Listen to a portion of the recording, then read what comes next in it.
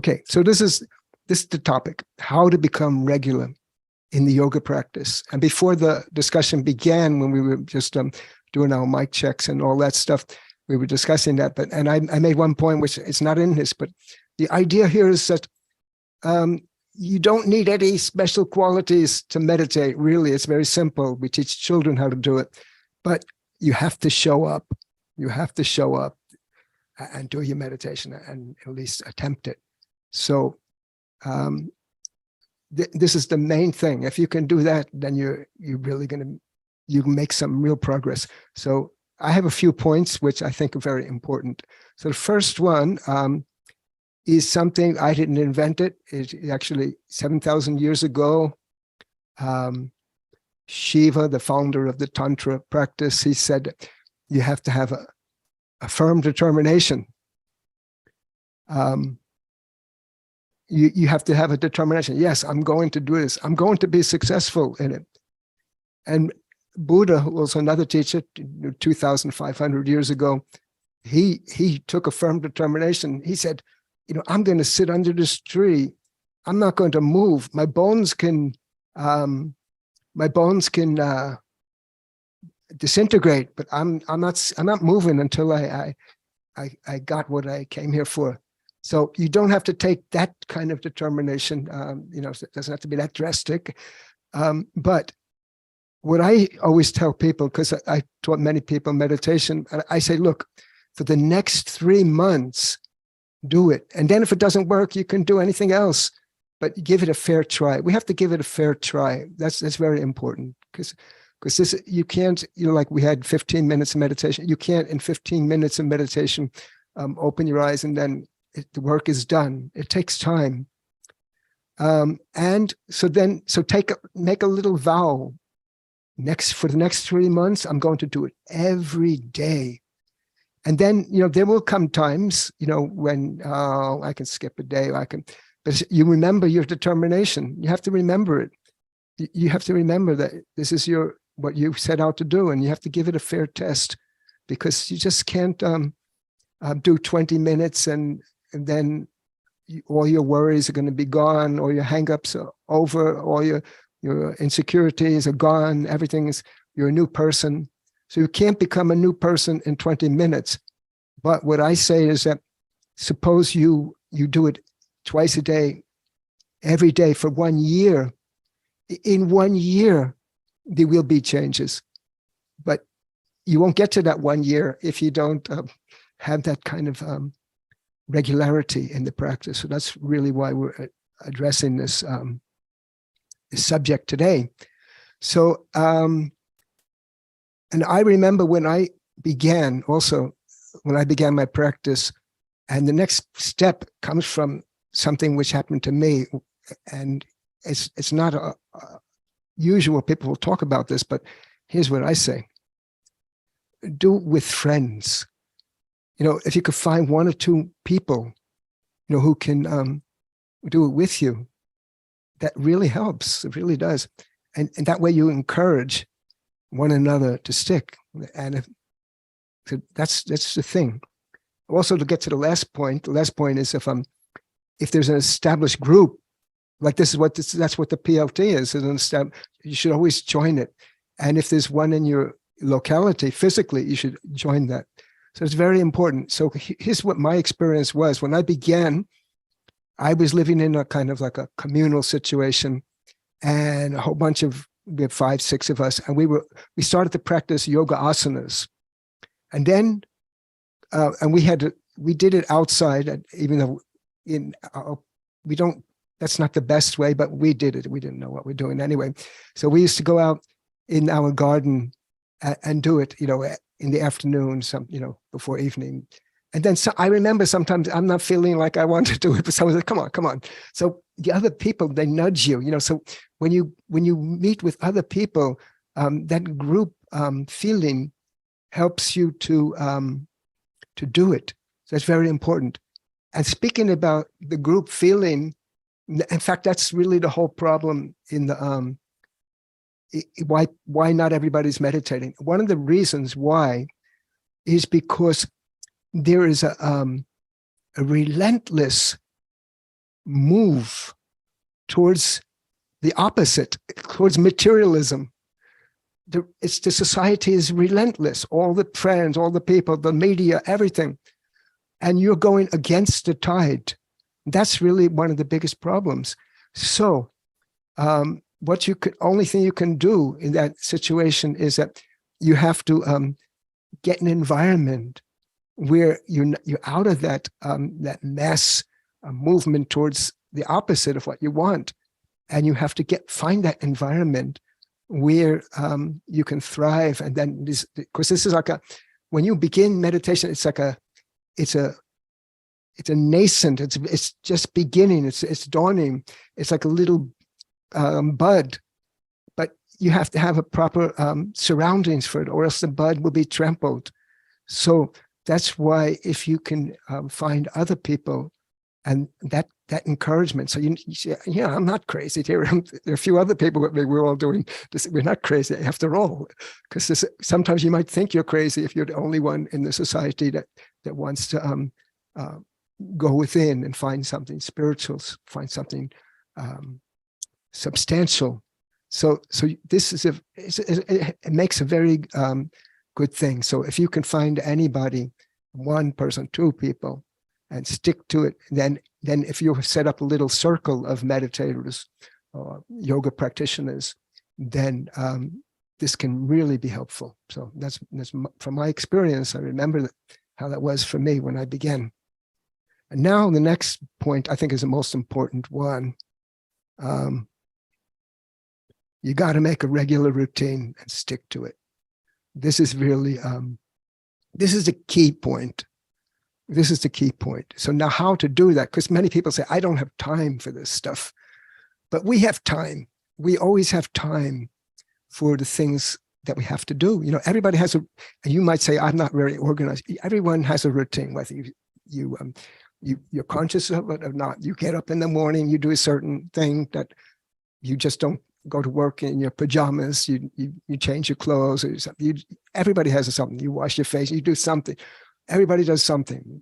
So now, so remember, okay, that's what I do in the morning.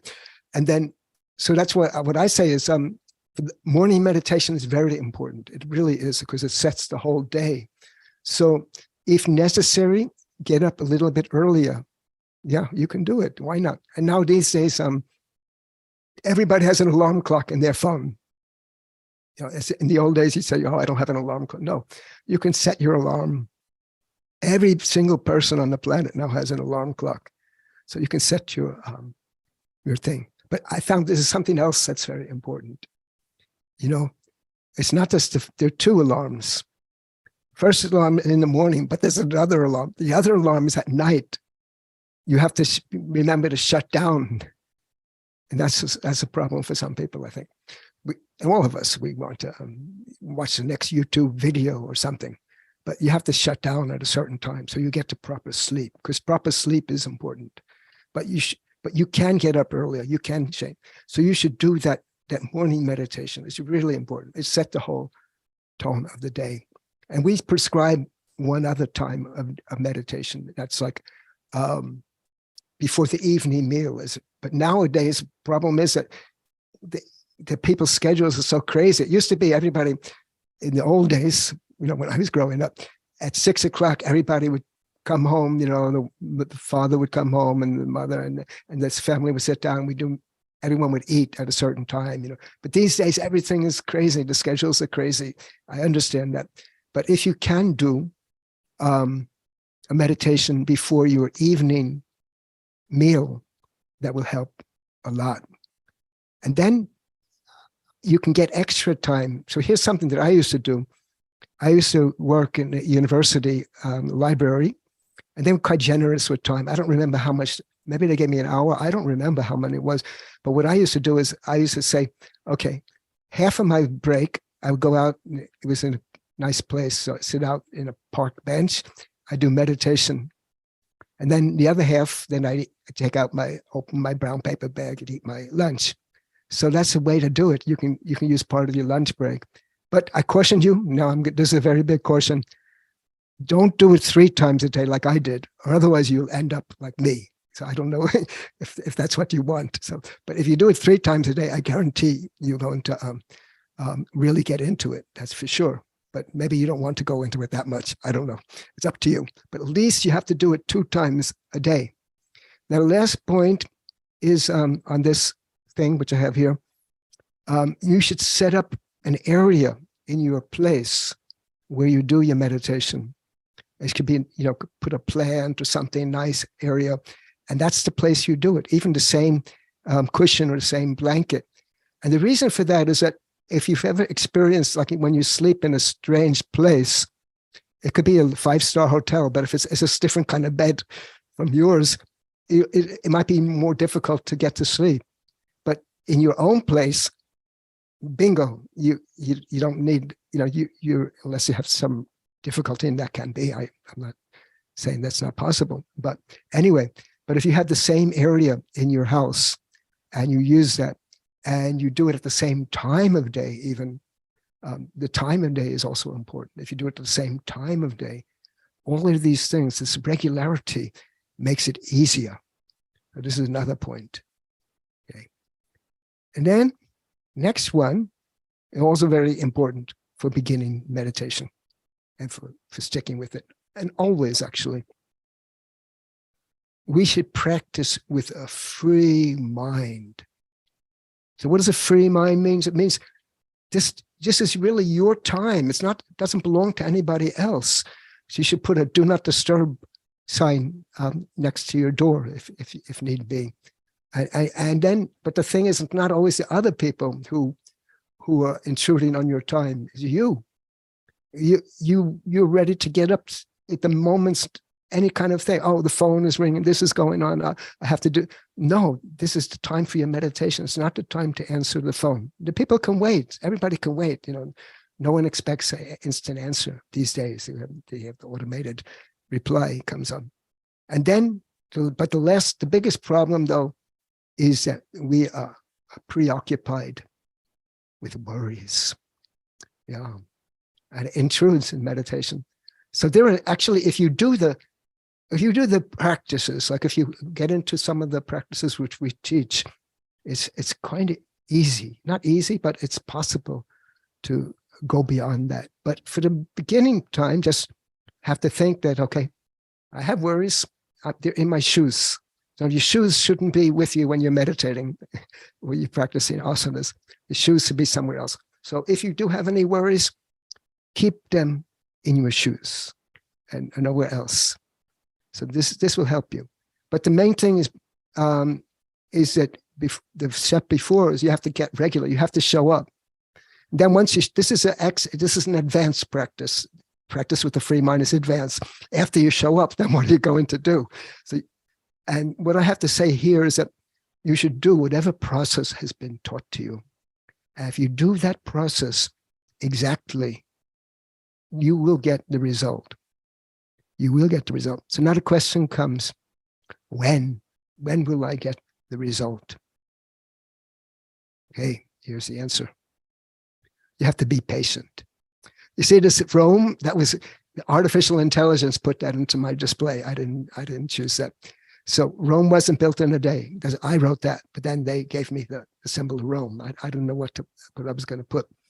So you can't reach perfection with only 20 minutes of practice.